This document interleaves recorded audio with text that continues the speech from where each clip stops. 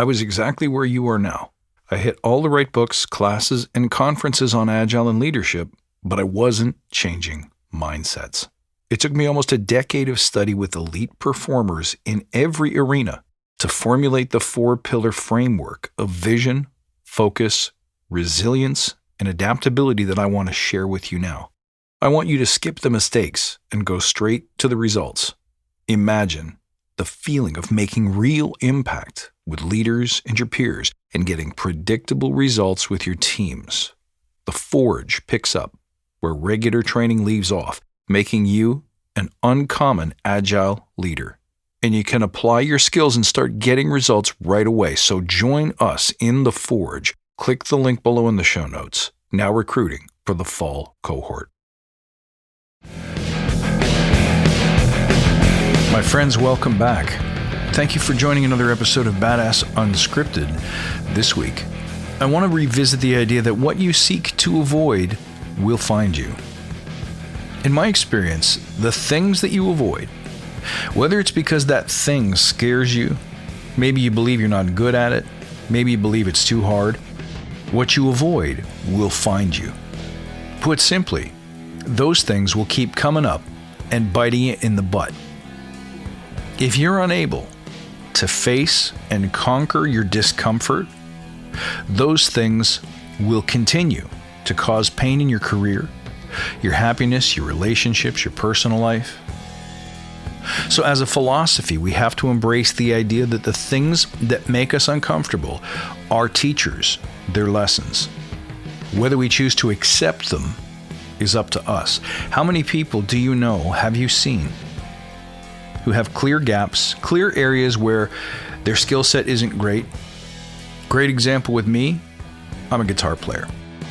I can play real fast up the scale, up the neck, but when I go backwards, downwards, descending, I'm way slower. And because I'm way slower, I don't do it because I'm not that good at it. And I like being fast. I like being good. So I don't do the things that I suck at because I don't like admitting or facing the fact that I suck and I have work to do. But if I avoid it forever, guess what happens? I will never get better at it. And those tools, those skills, those abilities aren't in my toolkit. They're not accessible to me. I can't use them. So what about you? In what areas do you know you suck and fail to get after it? Or worse, you suck, but you don't know you suck. Well, how would you know? Well, generally, if you have a negative, knee-jerk reaction to something you're being asked to do, something that you're going through, something that you're forced to deal with or handle, and your immediate reaction is anger, despair, you want to quit, you try to pawn it off onto someone else, you make a lot of excuses as to why you're not good at it, why you don't have to do it, those could be signs. So let's imagine that you're really great at managing the Scrum process, but you struggle with technical complexities. So anytime an architect walks into a room and unrolls a diagram and sticks it on the wall, you get frustrated. Why do we have to care about this? This doesn't matter. Can't someone else just deal with this? Just tell me what I need to know. When you get a bit itchy under the collar, when you start dismissing other people or ideas, trying to skip around or avoid a certain kind of conversation, examination, and the excuse that you make is that you just don't have time. Could it be possible that you don't have time because you're not good at understanding this stuff? You don't like looking deep into the weeds. You don't want to accidentally find things that invalidate your existing approach or your worldview. Whatever scares you, whatever you shy away from, will find you. Because what happens if you avoid the reality on the ground? If you build something that doesn't mesh with architecture, if you build something that doesn't solve a business problem, you haven't gone deep enough yet. You haven't asked the hard questions. And you'll end up building something that doesn't work, doesn't make your customers happy, destroys trust in the team, destroys trust in the process. And then what will you do? More excuses, blame someone else, fail to see your part in building a product that doesn't work? Could be. So what's required? How do you avoid this? Find those areas of discomfort. If you have a cramp in your foot and then you accidentally bang your head on something when you're trying to unload the dishwasher, you suddenly forget about the cramp in your foot. We live lives of constant anxiety, pressure, and reactivity.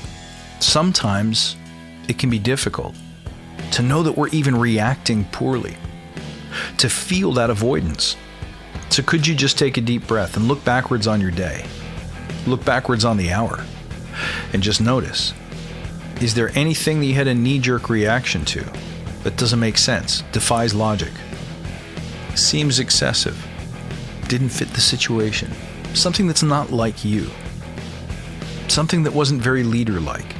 When you examine those reactions, you're probably onto something. You're probably close to something. Now, the good news is there's usually a pattern. It rarely happens once, usually happens quite often. So you may detect a pattern over time that points your eye to something that you really need to work on. Can't hurt to ask other people too, how do I show up?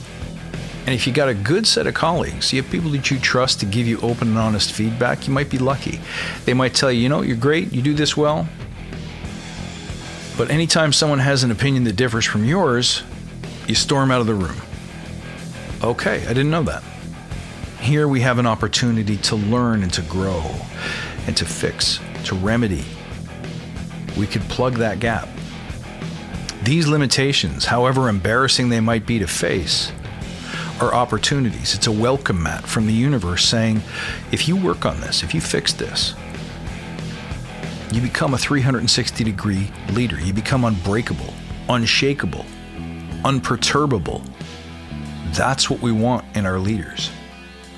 The kind of certainty that comes not from being able to predict the future, but from being able to weather the storm. That's what people want.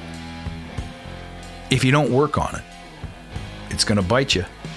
But if you do, it's going to serve you and strengthen you. My friends, thank you as always for being listeners. You can find me on badassagile.com, or you can reach out on Twitter at badass_agile and on Instagram at badassagile. I look forward to seeing you next time. And until then, stay badass.